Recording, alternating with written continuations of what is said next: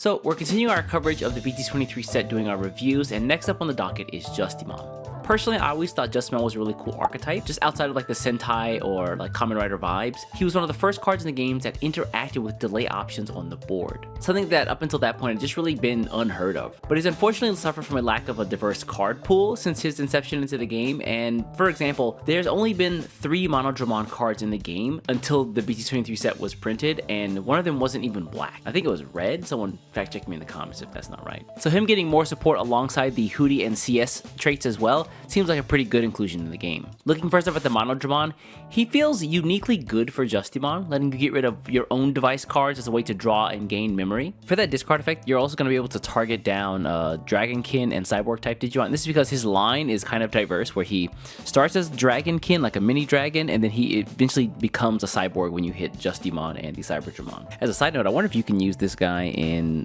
Machine Dramon, like the black base now. Something worth messing with, I think. But that's for another video. Moving on to the level 4 Strike Dramon, he gives you a way to immediately set up a level 5, which I think is good for this deck considering how strong some of the level 6 Justimon cards are, especially the level 6 Justimon Ace. This also brings the deck in line with some of the effects we've seen recently, where Bandai has kind of treated the level 4 Digimon as kind of like the stepping stone to just get to a level 5. We've seen some decks just outright warp from a 3 to 5. In this case, you're getting a 1 cost level 5, which is still pretty good. So next up is level 5 Cyber Dramon, and honestly, this guy seems like a beast, letting you keep him around at the expense of your own option cards, and honestly you don't really care considering the device option cards give some effect whenever they're just like removed off the board anyway. This fits right into his game plan, and honestly with that and the threat of an ace, this guy's gonna be so nasty. Not to mention that effect is also in inheritance, which means now when you get to a Justimon, he's also going to be harder to remove, and you give your ways to save yourself if your Justimon Ace would be hit with the overflow. And finally, the last card in this line is going to be the new Justimon Blitz Arm, which is amazing. He functions as an overflowless like BT19 Blitz Arm, essentially, which virtually has the same effects. This card seems like an easy include for the deck, and honestly, I think it might become the new main Justimon to go to, while letting you cut back on some of the Ace cards you had in the past. And also, I think it'll require some deeper testing when the BT23 set actually drops, but I think if you can combine this guy with the EX8 Justimon X Antibody, and or the new promo Justimon card, the promo Excel arm that you get from attending local events,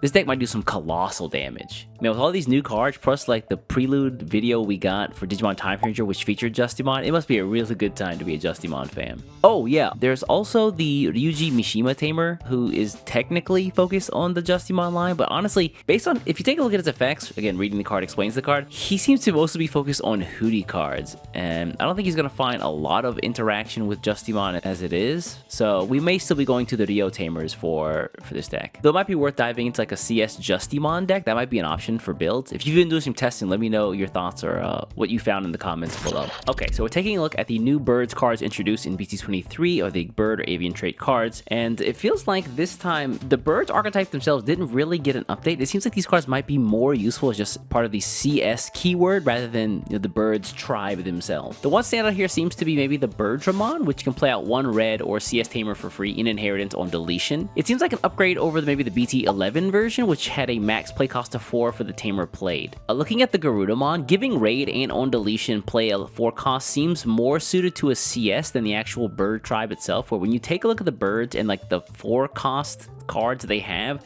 they're really not spectacular choices. The Garudamon giving raid and on deletion play a level 4 seems more suited to maybe the CS cards than the actual bird tribe themselves, where when you take a look at the level 4 birds, I mean, if you're probably going all red, there's not a lot of spectacular choices here.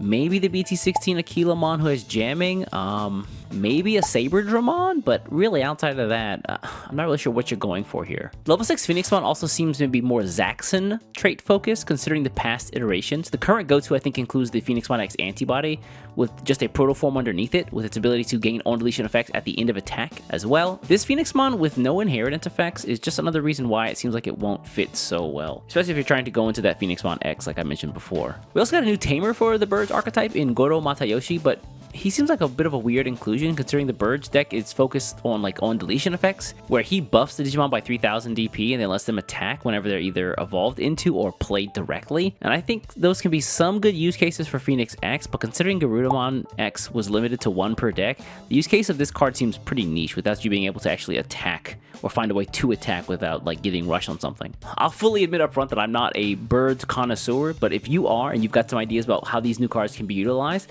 more than what I've seen, feel free to put them down in the comments below. I'd love to learn a little bit more here. Alright, so taking a look at some of the Dark Animal and Undead cards from the BT23 set, and honestly, the Dark Animal cards specifically have really gotten kind of a bad rap, or become pretty notorious for the power that EX5 provided them, being able to quickly build up to a level 6 in a single turn with almost no memory, or from almost no memory, while also just being able to quickly fill up the trash with cards they need and quickly dig out cards that they need from the deck has really put them on everyone's hit list. And I think as a result, Bandai probably recognized that and made these cards a little bit more tame than some of their EX5 counterparts. The Drachmon being able to trash a card that's Undead or Dark Animal to gain memory feels useful for maybe even my Otismon, TBH, a deck that I currently just don't think has a lot of level 3s, so he may get some flexible use in that deck as well. Looking at the level 4s and level 5s, and I'm probably going to butcher this, Songloop? Is that how you say this? Songloop level 4 and the level 5 Matadormon have some pretty good synergy, letting you attack with the Songloopmon, and then you can Evo into the Matadormon in the trash who has Scapegoat, and then lets you play level 3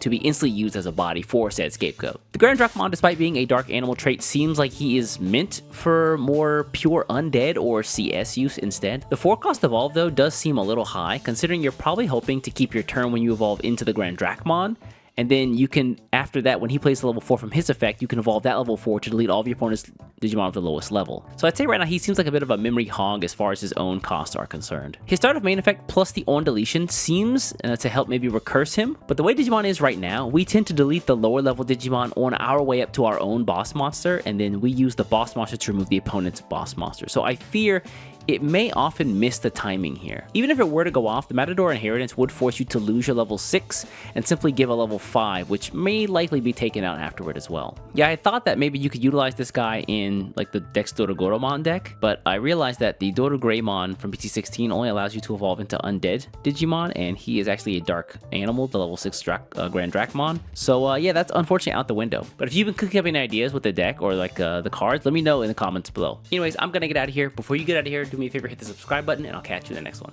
Take care.